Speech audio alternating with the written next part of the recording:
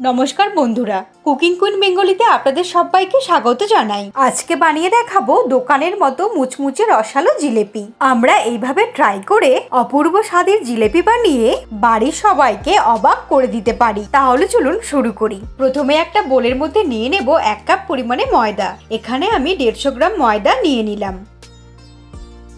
এর মধ্যে নিয়ে নেব 2 টিস্পুন কর্নফ্লাওয়ার।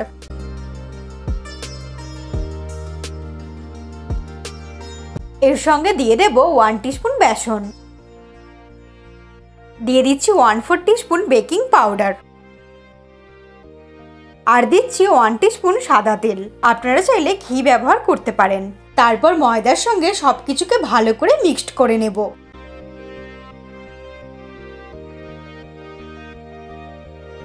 এরপর এর মধ্যে দিয়ে দেব 2.5 চামচ টক দই। জিলেপির মধ্যে একটা টক ভাব থাকে, যেহেতু আমি এখানে ইনস্ট্যান্ট জিলেপিটা বানাচ্ছি তাই টক দইটা অ্যাড করলাম। সবকিছুর সঙ্গে দইটাকে একটু মিক্সড করে নেব। এইবার মেজারিং কাপের 1 কাপ জল নিয়েছি। 1/2 কাপ পরিমাণে জল অ্যাড করব আর অর্ধেকটা পরিমাণে জল সরিয়ে রাখবো, যদি প্রয়োজন হয় ব্যবহার করব।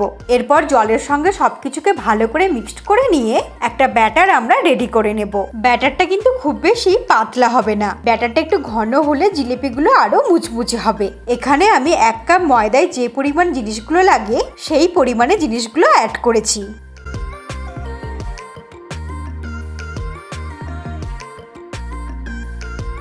প্রায় 2 থেকে 3 মিনিট ভালো করে ফেটিয়ে নিলাম। এখন ব্যাটারটা খুব সুন্দর স্মুথ হয়ে গেছে, আর কোনো রকম জল ব্যবহার করব না। কনসিস্টেন্সিটা ঠিক এই রকমই থাকবে। এই সময় এর মধ্যে 1 ফোঁটা ইয়েলো ফুড কালার অ্যাড করে দেব। এখানে আমি কেশর ফুড কালারটা নিয়েছি, আপনারা চাইলে ফুড কালারটা নাও অ্যাড করতে পারেন। তারপর খুব ভালো করে ব্যাটারের সঙ্গে ফুড কালারটা মিক্সড করে নেব। এতে জিলেপির খুব সুন্দর কালার আসবে আর দেখতেও ভীষণই ভালো লাগবে। এইভাবে খুব ভালো করে মিশিয়ে নিলাম। এখন 10 থেকে 15 মিনিটের জন্য ঢাকা দিয়ে রেখে দেব। এরপর শিরা তৈরি করার জন্য কড়াইতে নিয়ে নেব 1 কাপ পরিমাণে জল। এর সঙ্গে দিয়ে দেব 1 কাপ পরিমাণে চিনি।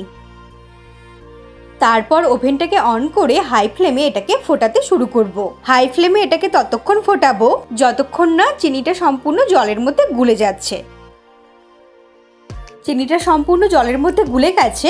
এখনো এটাকে হাই ফ্লেমে নাড়তে নাড়তে ফোটাতে হবে 2 থেকে 3 মিনিট। 3 মিনিট ফোটাতেই আমাদের শিরাটা কিন্তু একদম রেডি হয়ে গেছে। খুব বেশি ঘন শিরা আমরা তৈরি করব না, ঠিক এই রকমই রাখবো। এখন ফ্লেমটাকে অফ করে দেব আর চিনি শিরাটা এক সাইডে রেখে দেব। এইদিকে 15 মিনিট হয়ে গেছে আর ব্যাটারটাও খুব ভালোভাবে সেট হয়ে গেছে। আবারও মিশ্রণটাকে ভালো করে ফেটিয়ে নিতে হবে। যদি মিশ্রণটা একটু পাতলা মনে হয় তাহলে এর মধ্যে অল্প একটু ময়দা বা কর্নফ্লাওয়ার দিয়ে দিতে হবে। আমাদের ব্যাটারের ঘনত্বটা একদম ঠিক আছে, ঠিক এই রকমই রাখতে হবে। মিশ্রণটাকে ভালো করে ফেটিয়ে নিলাম। এখন এরকম একটা দুধের প্যাকেট নিয়েছি, এর মধ্যে মিশ্রণটাকে নিয়ে নেব। বাড়িতে পাইপিং ব্যাগ থাকলে তার মধ্যে মিশ্রণটাকে নিয়ে নিতে পারেন।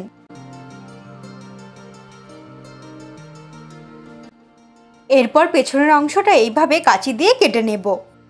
একটু চেক করে দেখে নিলাম। এইবার জিলেপিগুলোকে ভেজে নেব। তার জন্য একটা প্যান গরম করে নিয়ে নেব বেশ কিছুটা পরিমাণে তেল। তেলটাকে হাই ফ্লেমে গরম করে নেব। তেলটা গরম হয়ে গেলে ফ্লেমটাকে মিডিয়ামে করে এইভাবে গোল গোল করে ঘুরিয়ে জিলেপিগুলোকে রেডি করে নেব।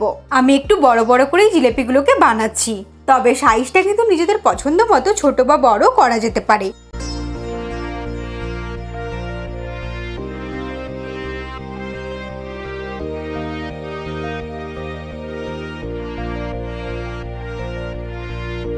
এইবার গরম তেলটা ছিটিয়ে দিচ্ছি।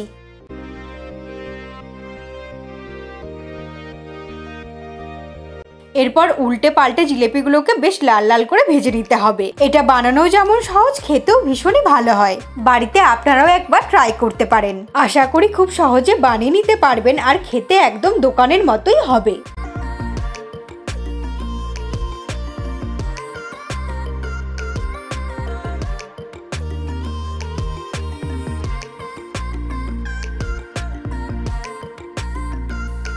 প্রায় 2 থেকে 3 মিনিট উল্টে পাল্টে ভালো করে লাল লাল করে ভেজে নিলাম। এইবার ভেজে নেওয়া জিলিপিগুলোকে তুলে নেব।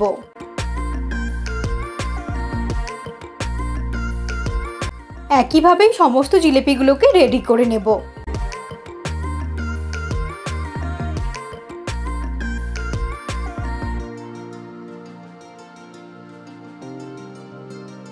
একইভাবেই উল্টে পাল্টে লাল লাল করে ভেজে নেব।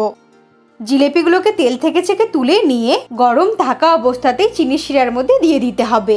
তাতে জিলেপিগুলো খুব ভালো করে চিনি শিরাটা সোক করে নেবে। প্রায় 2 মিনিটের মতো রেখে দেব আর এইভাবে উল্টে পাল্টে নেব যাতে চিনি শিরাটা ভালো করে সোক করে নেয়। একইভাবেই সমস্ত জিলেপিগুলোকে এইভাবে চিনি শিরার মধ্যে কিছুক্ষণ ডুবিয়ে রেখে জিলেপিগুলোকে তুলে নেব। এখন 2 মিনিট হয়ে গেছে। জিলেপিগুলোকে একটা প্লেটের মধ্যে নিয়ে সার্ভ করে দেব।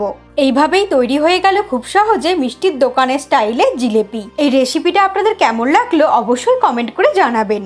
আর ভালো লাগলে লাইক, শেয়ার আর সাবস্ক্রাইব করার অনুরোধ রইল। দেখা হবে পরবর্তী ভিডিওতে। ভালো থাকবেন আর সুস্থ থাকবেন।